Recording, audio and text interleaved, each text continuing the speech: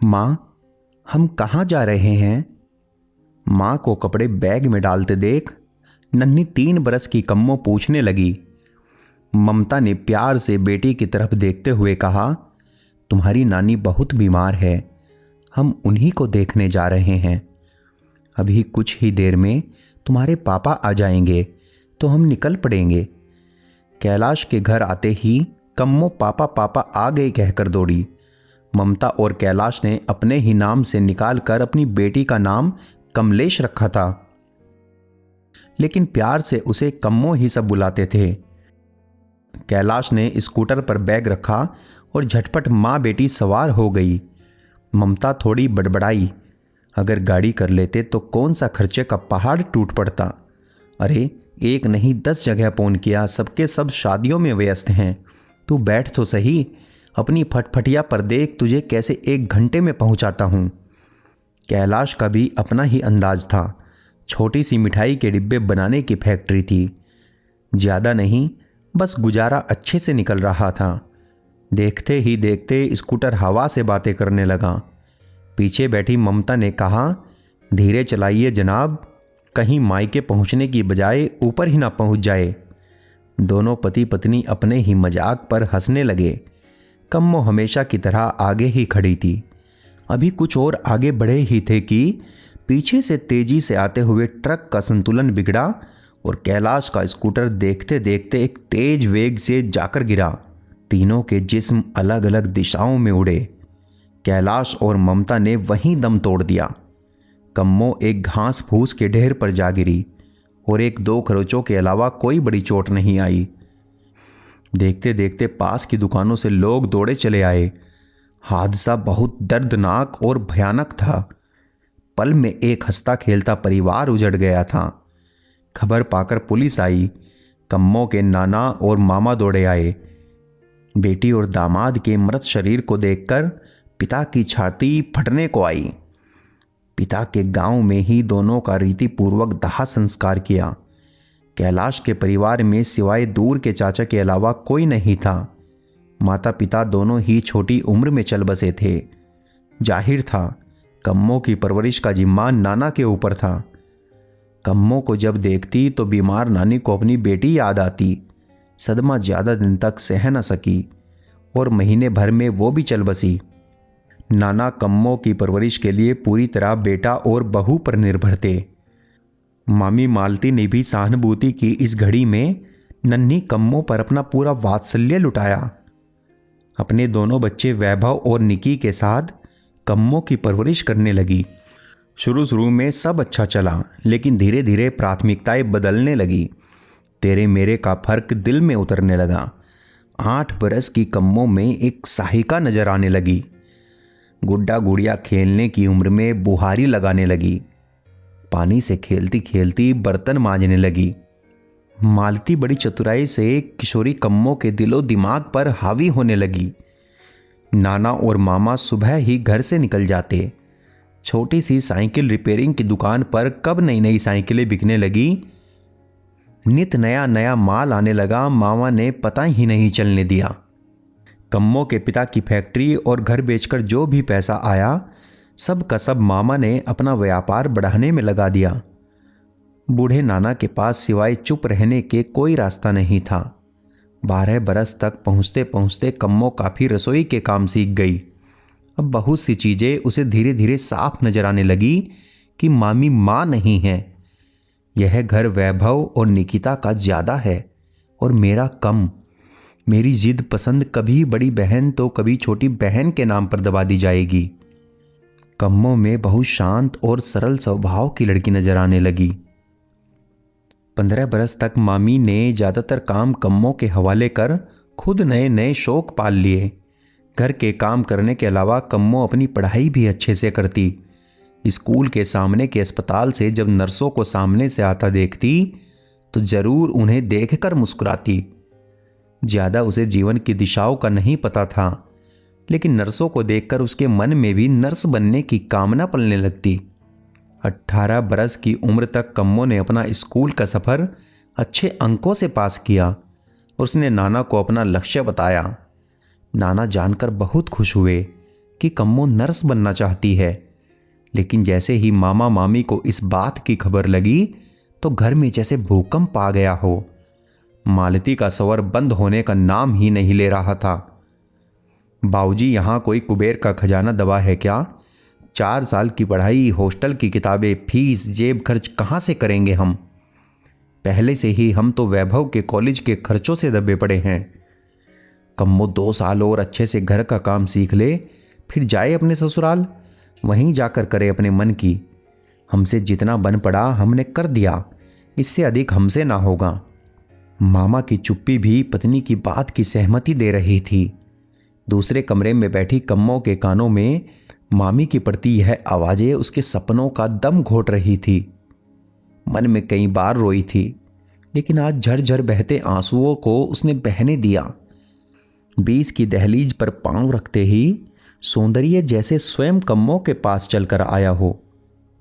लंबा कद, गेहुआ रंग, काले घने बाल, गोल गोल आंखें, पतली सी नाक, फूलों जैसे होठ, सुंदरता की जैसे कोई मिसाल एक के बाद एक रिश्ते आने शुरू हो गए।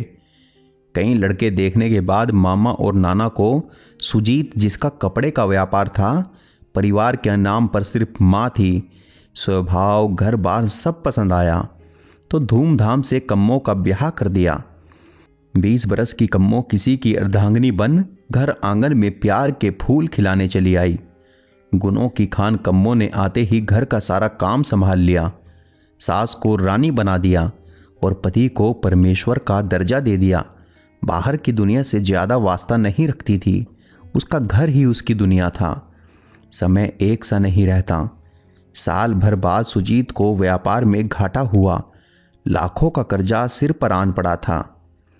पैसे की किल्लत में वो मारा मारा हर अपने के दर जाने लगा। फिर किसी ने उसके कान भर दिए कि कम्मो के पिता की संपत्ति बेचकर जो पैसा आया वो कहाँ है। पत्नी को कहो जाकर अपना हिस्सा मांगे। अपनी सारी मुसीबतों का पल में ही तोड़ देख सुजीत की आंखें लालच से भर गई। आंगन में ही छुपा था खजाना और उसने छान मारा सारा जमाना। मौका देखते ही उसने कम्मो से बात की तो उसने बिना देर किए साफ इनकार कर दिया कि उस घर में अब उसके लिए कुछ नहीं है। सुजीत भी कहाँ हार मानने वाला था। उसने एक नहीं 2-3 बार उसे मायके भेजा और हर बार वो बिना बात किए बस सबसे मिलकर आ गई। वो जानती थी उस घर में बार बार जाना पानी में लाठी मारने के बराबर है। पत्नी का सहयोग ना मिलता देख माँ ने सलाह दी, इसे कहीं बाहर घुमाने ले जा, खिला पिला, कुछ खरीदारी करा, शायद अकेले में तेरा दर्द समझ जाए। सुजीत को सुझाव अच्छा लगा। वो 2 दिन के लिए कम्मो को शहर घुमाने ले गया। फूल उगाने की जमीन तैयार करने की कोशिश करने लगा। कम्मो पूरा दिन बहुत खुश रही। बरसों बाद उसे ऐसी खुशी मिली थी। घर लौटते हुए वापसी में वो कुछ खाने के मकसद से हाईवे पर बने एक ढाबे पर रुके। वहाँ सुजीत ने कम्मो को बड़े प्यार से समझाया कि वो बहुत मुसीबत में है और वो जाकर अड़िग होकर अपना हिस्सा मांगे। पति के मुंह से फिर से वही बात सुनकर कम्मो ने एकटक जवाब दे दिया, एक नहीं 1000 बार भी कहोगे मेरा जवाब ना ही है। सुजीत सुनकर झल्ला उठा, पागलों की तरह इधर उधर घूमते हुए बड़बड़ाने लगा, इसे मेरी अहमियत का एहसास नहीं है, पता चल जाएगा इसे अगर छोड़कर चला जाऊं। ऐसा विचार मन में आते ही एक विकृत सा विचार मन में कौंध गया, क्यों ना थोड़ी देर के लिए इसे अकेला छोड़कर जाऊं, क्या पता इसकी अकल ठिकाने आ जाए। यह सोचते ही वो एक योजना लेकर चारपाई पर बैठी कम्मो के पास आया और बोला कि यहाँ से 15 मिनट की दूरी पर उसका एक दोस्त रहता है, वो उसे कुछ पैसे देने के लिए तैयार है। वो खाना ऑर्डर करे, वो 1 घंटे में वापस आ जाएगा। कम्मो ने जिद की कि उसे भी साथ ले जाए, लेकिन वो अभी आता हूँ कहकर जल्दी से गाड़ी लेकर निकल गया। आधे पौने घंटे तक गाड़ी चलाने के बाद उसे बाजार की कुछ रौनक नजर आई तो उसी तरफ निकल गया। सामने छोले भटूरे का ठेला देखकर उसकी भूख मचल उठी। थोड़ा वक्त भी बिताना था तो 1 प्लेट का ऑर्डर दे दिया। तभी उसके कंधे पर पीछे किसी ने हाथ रखा तो देखा पुराना दोस्त खड़ा था। उसने आग्रह किया कि पैक करवा कर ले चलते हैं। पीछे ही उसका छोटा सा घर है, अकेला रहता है, वहीं बैठ कर खाते हैं। सुजीत के दिमाग में अकेली बैठी पत्नी घूम रही थी। आधे घंटे में ही वो लौट जाएगा, यह सोचकर वो चल दिया दोस्त के घर। अभी गाड़ी में बैठा ही था कि माँ का फोन आया कि कब आ रहे हो। 9 बज जाएंगे, यह कहकर फोन गाड़ी में ही रख दिया। सालों बाद मिले यार की आओ भगत में दोस्त ने शराब की बोतल भी खोल दी। सुजीत नाना करने के बावजूद भी पीता गया। पेट में खाना, नशे में चूर, थका हुआ जिस्म कुछ ही देर में लुढ़क गया और देखते देखते गहरी नींद में सो गया। पति को निकले 1 घंटे से ज्यादा समय हो चुका था। कम्मो उसी राह में टकटकी लगाए बैठी थी। ढाबे वाला बाबा भी सब देख रहा था। जब 2 घंटे तक पति नहीं आया तो बाबा ने आकर कम्मो से सारी बात पूछी। उसने बताया कि घंटे भर में लौट आऊंगा कहकर गए थे ना, जाने कहाँ रह गए। बाबा ने कहा तो बेटी फोन कर लो। कम्मो, मेरे पास फोन नहीं है बाबा। बाबा, नंबर याद है? कम्मो, हाँ याद है। बाबा, तो यह लो मेरा फोन और जब तक वो नहीं उठाता निरंतर करती रहो। कम्मो, धन्यवाद बाबा। यह क्या, सुजीत फोन उठा ही नहीं रहा था। अब डर के साथ पति की खैरियत की चिंता भी सताने लगी।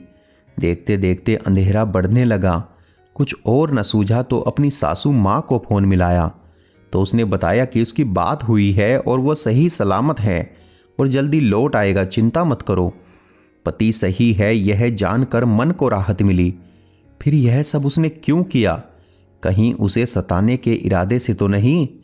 यह ख्याल आते ही कम्मो का दिल बैठ गया। पति की इस घिनौनी हरकत से उसकी आत्मा दर्द और पीड़ा से भर गई। जिसे उसने हृदय से प्रेम किया, उसने चंद रुपयों के लिए उसे यह सजा सुनाई। अब तक रात के 9 बज चुके थे। बाबा भी ढाबा बंद करने की तैयारी में था। ना जाने कितने लोगों की अच्छी बुरी नज़र कम्मो पर पड़ी। तभी आखिरी गाड़ी वहां आई। पति पत्नी दोनों डॉक्टर थे। उन्हें भी कम्मो की बाबा से सारी कहानी पता चली। निकलने से पहले उन्होंने कम्मो को कहा वो चाहे तो उनके साथ चल सकती है, सुबह वो उसे उसके गांव छोड़ देंगे। बाबा ने कम्मो को कहा बेटी तुम सोच लो अच्छे से, वरना मेरे साथ मेरे घर चलो। घर में मेरी पत्नी है, तुम्हें कोई दिक्कत नहीं होगी। कम्मो उठकर गाड़ी तक पहुंची तो सन्न रह गई। खुले शीशों से साफ आवाज आ रही थी। लगता है कोई अनपढ़ गवार है। पति बीच राह में ही छोड़ गया है। हम अपने ही घर रख लेंगे, नौकरानी तो हम भी कब से ढूंढ रहे हैं। डॉक्टर की पत्नी की इस आवाज से कम्मो दौड़कर बाबा के पास आई और कहने लगी बाबा मैं तुम्हारे संग चलूंगी। आधी रात तक बाबा की पत्नी से बातें करती रही। उसे सारे अपने जीवन की कहानी सुनाई। फिर अकेली बैठी सोचती रही। पति ने अंधेरे में छोड़कर हजारों उसके भीतर चेतना के दिए जला दिए थे। कम्मो पहली बार खुद से मिली थी। अपने बहते आंसुओं के पीछे छिपी अपनी उस शक्ति को भी पकड़ने लगी जो कहीं परिस्थितियों के वशीभूत, कहीं गहरे में दब गई थी। उसने उस रात अपने अस्तित्व और नारित्व दोनों का मान बचाने की अपने भीतर प्रतिज्ञा ली। वो कम्मो जो दूसरों में अपना सहारा ढूंढती रही, आज वो अपना सहारा खुद बनने को तैयार थी। उधर आधी रात को पति की नींद खुली तो पहला ख्याल उसे कम्मो का आया। डर और चिंता में उसका शरीर कांपने लगा। पश्चाताप और आत्मग्लानि से उसके आंसू बहने लगे। अपनी नीचता पर उसे स्वयं पर धिक्कार आने लगा। गाड़ी में बैठते ही उस नंबर पर फोन करने लगा जिस पर पत्नी ने कई बार फोन किया था। तेज स्पीड से आधे घंटे में ढाबे के बाहर खड़ा था। सुबह के 5 बजे जब बाबा और कम्मो निकलने के लिए तैयार हुए तो अम्मा ने पूछा कि क्या सोचा बेटी, कहाँ जाओगी? नाना के घर या पति के घर? मैं अपने घर, अपने पति के पास जाऊंगी। एक स्त्री के लिए उसके पति के घर से बढ़कर कोई सुरक्षित घर नहीं, यह मैंने एक रात में जान लिया। अंधेरे में छोड़कर उसने मुझे बहुत उजाला दिखाया। अब उसे रोशनी में लाना मेरी जिम्मेदारी है। एक आत्मविश्वास से भरी कम्मो यह कहकर अम्मा से गले मिलकर चल दी। अम्मा ने आशीर्वाद देते हुए कहा हमेशा खुश रहो बेटी। ढाबे पर पति की गाड़ी देखकर वो बाबा को धन्यवाद देकर गाड़ी की पिछली सीट पर बैठ गई।